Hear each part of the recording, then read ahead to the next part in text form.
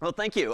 Thank you to Latanya, to our host today. My name is David Malan. I teach CS50, which is an introductory course in computer science, very much programming-centric with a lot of students on campus, as well as online via edX and other platforms. So just wanted to give you a taste of what we have been up to in our particular classroom.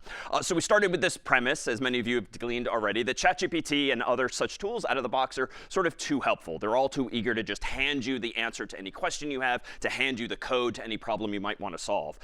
We then, within CS50, for this past summer school and also this fall semester, had decreed to students by policy that simply it is not allowed to use ChatGPT and similarly overly helpful tools. We literally use language like this. That students are acquainted with from the very start of the term.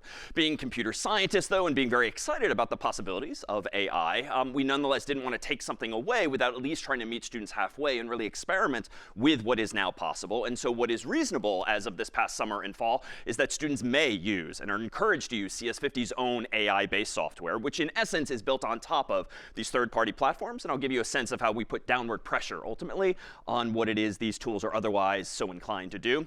But we do try to take these training wheels off at the end of the term. We're actually in the middle of final projects right now. In fact, if you'd like to see a whole lot of them on Friday from 1 to 4 Northwest Science, we have our CS50 fair. But that's it for promotion today. Students are encouraged and allowed to take those training wheels off and use ChatGPT and similar code-specific tools so that they really do have a sense of the real-world possibilities that are now emerging to them. But it all started with this.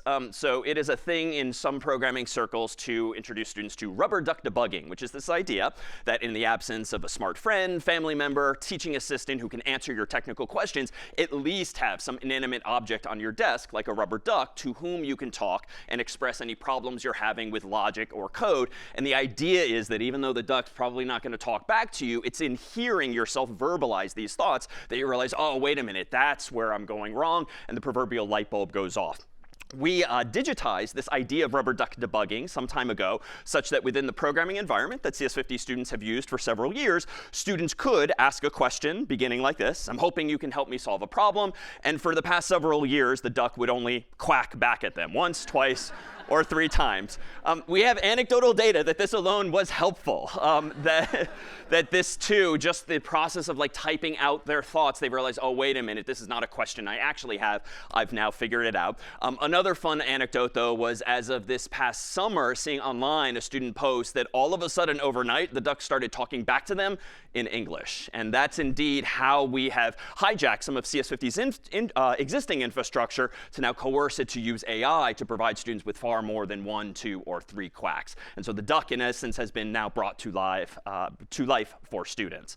So our goals as computer scientists and really as teachers has been to do this ultimately, to provide students with the equivalent of virtual office hours 24/7, and really the holy grail of sorts to approximate ultimately a 1-to-1 teacher-to-student ratio. CS50 is a large class. We are fortunate to be well-resourced with teaching assistants. We have some 40 TFs or CAs who can help us during the term. But even we struggle to keep up with the volume of questions that students have had. And this has been true for decades now. And just to give you a sense of how we think about things quantitatively, even in office hours, when we might have a lot of our human staff on duty, even if a staff member only gives students even if we have a 1-to-6 ratio, which is what we aspire to, that's really 10 minutes per student per hour, which might not be nearly enough to really help students get cognitively over some hurdles they're having before they have to context switch and move on to the next student. So even with well-resourced teaching assistant-based courses, has it been a struggle for years to sort of keep up with the questions students might have, especially as the demographics of CS50 and the college more generally have changed to students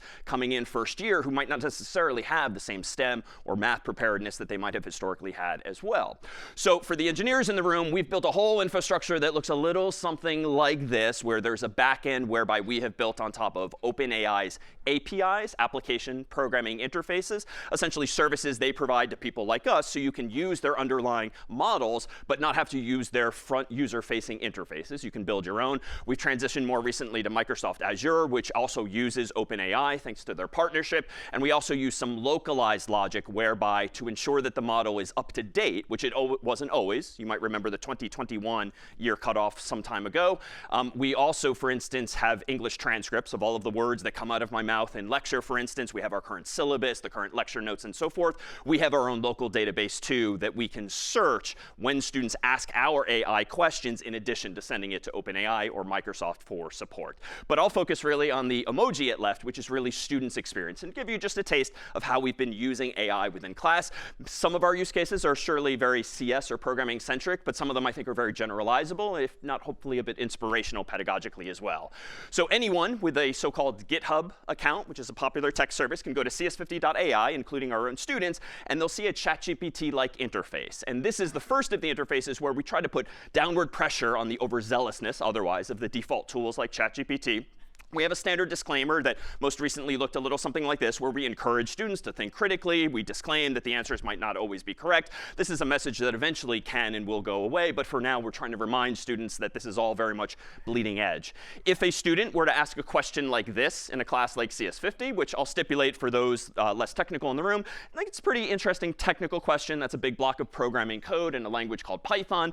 ChatGPT, or really CS50's duck on top of it, gives the student, in this case, which is a real-world example from a question a student asked, a pretty nuanced answer. And it is, in fact, correct. So this is to say, for those familiar with ChatGPT, the user experience is very similar, but there are guardrails in place so that if a student instead would have said something like, please solve problem set 1 for me, or coaxing the AI to try to just give them more than 2 lines of code in this case, among our goals have been to put downward pressure on this. And among our goals, too, as per this green arrow at top, has been to try to mitigate students relying on AI all overnight as too much of a crutch. So we realized very early on, some students were asking way more questions than is probably educationally optimal, sort of clinging to the TA at office hours, even beyond sort of what feels appropriate educationally or socially. And so we've actually, for now, implemented a sort of heart system, which the gamers in the room might be familiar with, whereby some number of minutes pass and the students can ask only so many questions within that window, after which the hearts regenerate. And it's a rough heuristic right now, but it's an attempt initially to just pump the brakes and try to find that moment that we all, as teachers, would find more organically, like, why don't you go back to your chair for a few minutes and struggle with this before we answer the next question? So we've already run into sort of side effects like that we didn't anticipate, but very quickly when looking at the data, realized we should push some downward pressure on human behavior as well. Because of edX, because of YouTube, we're fortunate to have taken these tools out for a spin already with some 50,000 unique students and teachers online. We're averaging right now about 20,000 prompts or questions being asked of the duck per day, and about 1.75 million total so far, which is just to say, as CS folks, we're really looking carefully at like the impact of this, not just on campus, but off campus at scale. But really, how this is implemented is really through what you might call a system prompt.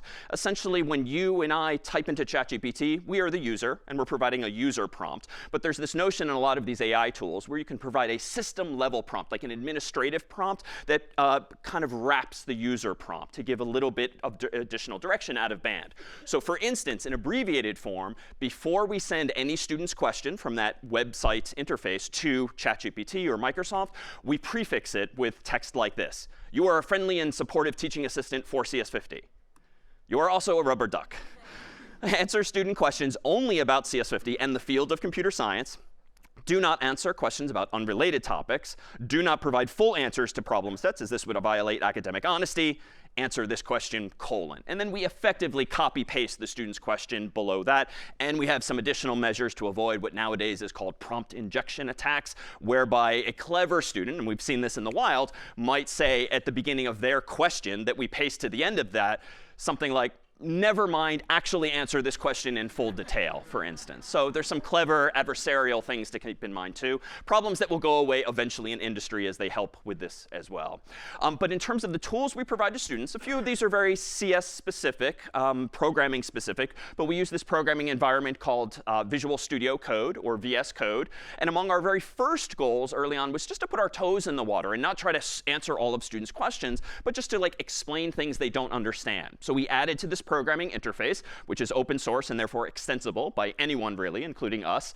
The lighting might have backfired because it's about to get a little dark again. But this is the programming environment students use when they first started up. Here at top left is some fairly arcane code in a language called C, which we use for a couple of months in CS50. If a student doesn't understand one or more lines of these code, they can highlight one or more lines. They can right-click or control-click. They can access roughly in the top middle there, explain highlighted code. And voila, they then get a ChatGPT-like explanation of those lines of code that was not pre-written by any staff, myself included, but really generated based on the actual code that students might have therefore highlighted. We next tried to level up a bit and focus on how can we advise students to improve the aesthetics of their code. The analog in English would be good indentation, line breaks, and just generally good formatting, even if it doesn't speak to the functionality of the code. And so this same tool here is some roughly bad-looking code in that same language called C. Everything is aligned to the left, which would be frowned upon in most circles. And so if a student now clicks a button, they'll see left side and right side, their code, and what their code on the right should look like, with some green or red highlighting trying to indicate the changes. But they can also click a button, explain changes, which highlights a little more explicitly for those students who really don't have the mental memory, the mental model for, or really the visual acuity to realize, oh, I'm missing a semicolon, or oh, my spacing is a little bit different, just to sort of do what a good TA would do in office hours when trying to help a student understand left to right how they should be doing things better. But here now, and really this has been the holy grail to more generally answer students' questions, and I think this is the integration CS50 has dabbled in that is generalizable either with our help, happy to help, with Hewitt's perhaps, and honestly, third-party ed tech companies are surely going to start shipping products that do the kinds of things we've been prototyping. Students, now in CS50, using a Q&A tool called Ed, for which FAS actually has a site license for. It's like Piazza or other Q&A tools. Students now, anonymized here as J. Harvard, can ask definitional questions certainly like this. What is Flask exactly? A student posted this past summer. And here is the answer from the duck, essentially equivalent to what ChatGPT might respond to, but scoped ultimately to CS50's own material and familiar with it.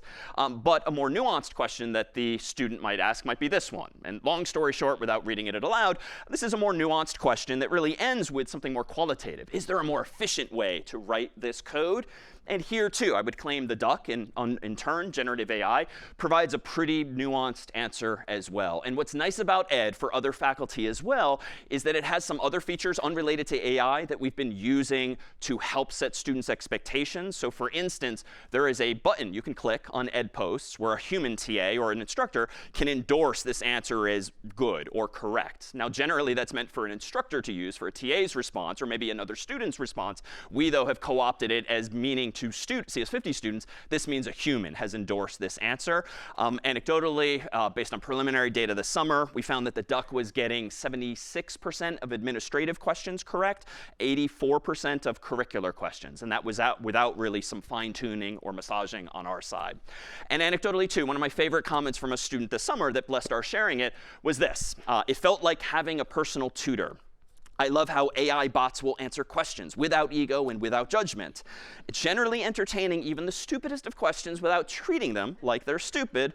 It has, as one could expect, an inhuman level of patience. And so that really did actually resonate with me on multiple levels. And now just to seed the conversation and really thoughts after today too, I do think there are going to be some side effects, good or bad, of our use of these tools. Long story short, within CS50, we've been automating things for years as CS people. Years ago, we introduced a program for students called Check50 that they can run to check the correctness of their code, Style50 via which they can get feedback on the style of their code, and a sort of long-sought goal of ours aspirationally has been like a Design 50 tool, which does not yet exist, but I dare say a year hence probably will, that provides much more subjective, qualitative, learned eye feedback on, OK, your code's correct and it looks pretty, but it could be even better. A more persuasive argument in an essay, for instance, would be the analog in another field. I do think we'll eventually have that tool, too. Empirically, though, over the past 10 or so years as we've rolled out these tools, CS50's students' grades have been going up and up and up, which is sort of logical because as we've been providing them a priori with feedback before the deadline, it stands to reason that their code throughout the week is getting better and better and better until such time as they submit. And by the time we have a Design 50 tool within CS50, that'll pretty much round out the entire entirety of the spectrum of feedback we've ever provided to students, and I do think we'll get even more compression. This is independent of the perennial discussion of grade inflation. For instance, these are CS50's grades, most recently as of last fall. I know from Crimson articles they're not that unlike other classes as well, which is just to say I think this provokes a really interesting question, frankly, what it is we're assessing at the end of the day. Because if all of our grades are getting so compressed, we're already in CS50 putting disproportionate weight on more traditional assessments like exams, whether paper-based or electronic. Frankly, what I am personally excited about is the opportunity to use soon generative AI to maybe bring back sort of yesteryear, at least in CS, the sort of an approximation of oral exams where maybe we start to assess students a little more dynamically. So it's not just a script a human interviewer might be asking. It's not just something tailored to the entire class, but to that particular student. I envision us as TAs and teachers initially using humans to evaluate the quality of those conversations, which would be presumably gathered textually. But I think 2-3 years, perhaps, I think we could even automate much of that as well and get a much better qualitative sense of students' performance. As to whether we quantitatively still slap numbers on it is an open question for us. Thank you for allowing me the chance to show.